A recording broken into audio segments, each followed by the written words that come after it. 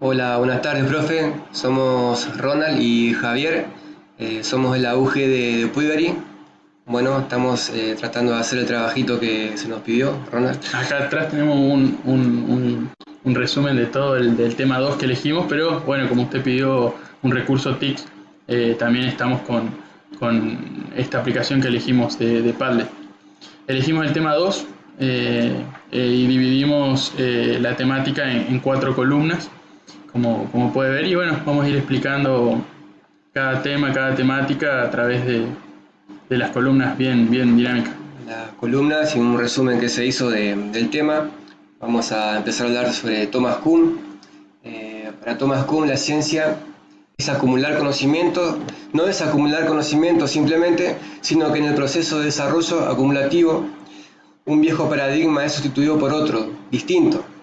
Así se va generando una estructura evolutiva por la que atraviesa toda disciplina científica a lo largo de su desarrollo.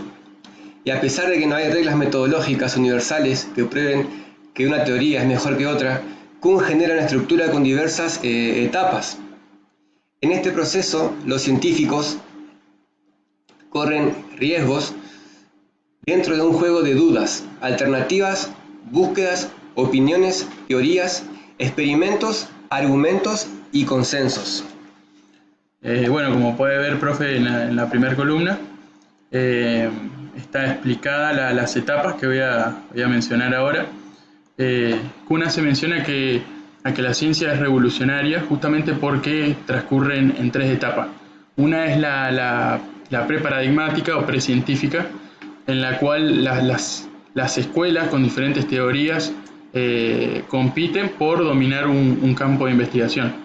En esta etapa no hay acumulación de resultados en sí, sino que luego de que las diversas escuelas hayan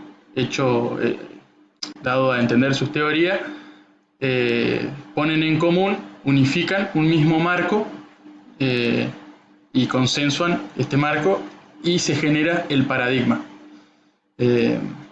Nace así la segunda etapa y la ciencia normal. En la ciencia normal se produce la articulación teórica, científica, con base en diferencias y semejanzas entre los paradigmas.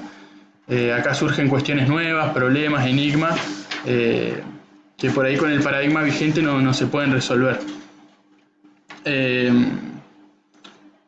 Bueno, se generarán dudas, se corregirán estas dudas y justamente este proceso de corrección dará etapa a un proceso de crisis. En esta crisis hay anomalías y comienza la ciencia extraordinaria. Acá vamos avanzando en las etapas. La ciencia extraordinaria. Ante la puesta en duda de un paradigma, de los límites de un paradigma, hay que buscar alternativas. No se abandona el paradigma vigente, ¿sí? Y bueno, acá se consensúa entre la comunidad científica y esta etapa puede finalizar o con el paradigma que se pone en juicio y se busca, se resuelve el problema, se hace una pausa hasta que se buscan nuevos instrumentos o se genera un nuevo paradigma. Entonces, este último resultado de generar un nuevo paradigma desemboca en una revolución donde hay un choque de conocimientos entre sí, paradigma vigente, paradigma anterior, y son inconmensurables, que bueno, vamos a ver ahora el concepto que hace Kuhn de esto. Y bueno, en esta etapa también se presenta el momento de elegir entre los paradigmas, y esto va a depender no solo de la lógica, sino también de la persuasión dentro de la comunidad científica a través del debate. Un ejemplo que daba el módulo, por eso utilicé la foto ahí en la revolución científica, es que se lo compara con una revolución política, por justamente el consenso, y puse una imagen de un consenso de la revolución del 25 de mayo. Bueno, en resumen, el proceso de maduración de una disciplina científica pasa por etapas: la ciencia normal, la crisis paradigmática, una revolución y desencadena en una nueva ciencia normal otra vez.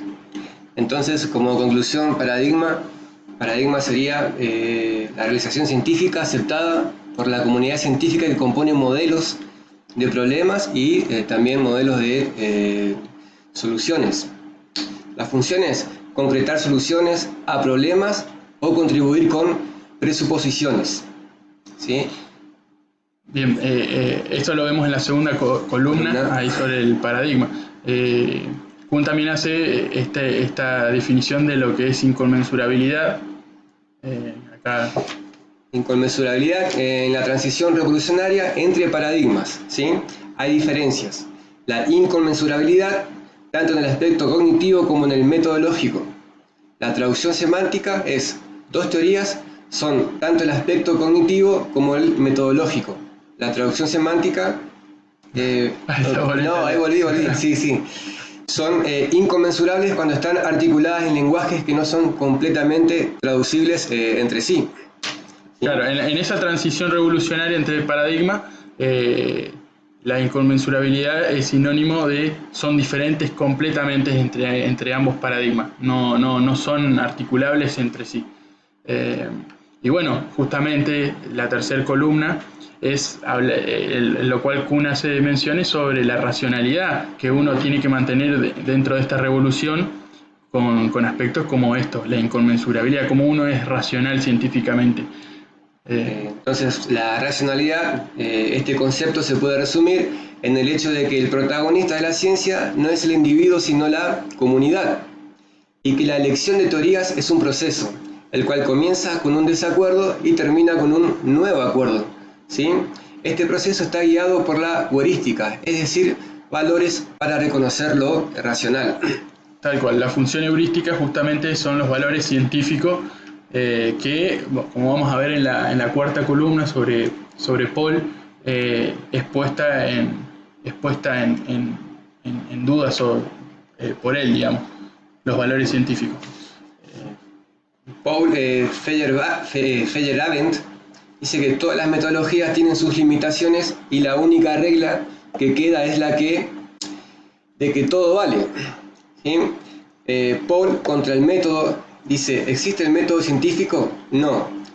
No existe el método absoluto con reglas y normas que los científicos estén obligados a seguir. Bien, justamente acá hay una imagen. Contra el método es el libro, su libro base, digamos, donde expone sus principales ideas, entre esas de que no existe un único método científico, ¿sí? No existe el imperialismo científico y normas universales que los científicos tengan que seguir sí o sí.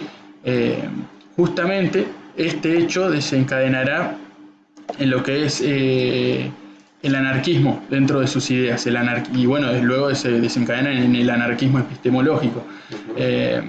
Para definir anarquismo, es una filosofía política que promueve una sociedad con libertades individuales, sin autoridad del poder público o estatal, y bueno, donde la cooperación voluntaria social es necesaria, ¿sí? Y bueno, el eje fundamental es la separación entre ciencia y Estado, lo cual para Paul esto genera más creatividad en la ciencia, ¿sí? La ciencia es una empresa esencialmente anarquista, ¿sí? El anarquismo teórico es más humanista y más adecuado para estimular el progreso que sus alternativas basadas en la ley y el orden. El siguiente ensayo está escrito con la convicción de que el anarquismo, aunque quizás no sea la filosofía política más atractiva, ciertamente es una medicina excelente para la epistemología y para la filosofía de la ciencia. Bueno, estas, profe, son dos fragmentos. Son dos fragmentos tomados de Paul sobre el anarquismo dentro de su idea científica. Y bueno, a modo de resumen, el anarquismo epistemológico de Paul mantiene que no hay una lógica interna dentro de la ciencia, no hay formalismo metodológico. La ciencia real se basa en descubrir, y entonces esto implica anular toda metodología universal,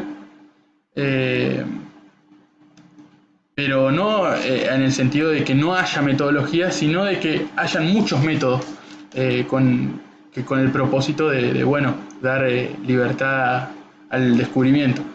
Y bueno, también sostiene que la investigación con éxito no obedece a estándares, no se apoya en una regla única, y como último ítem, ahí que se mantiene en la columna, opera el proceso de contrainducción. ¿Qué quiere decir esto? De que dentro de esta variedad de metodologías, esta pluralidad de metodologías, la contrainducción sirve para comparar una idea con otra.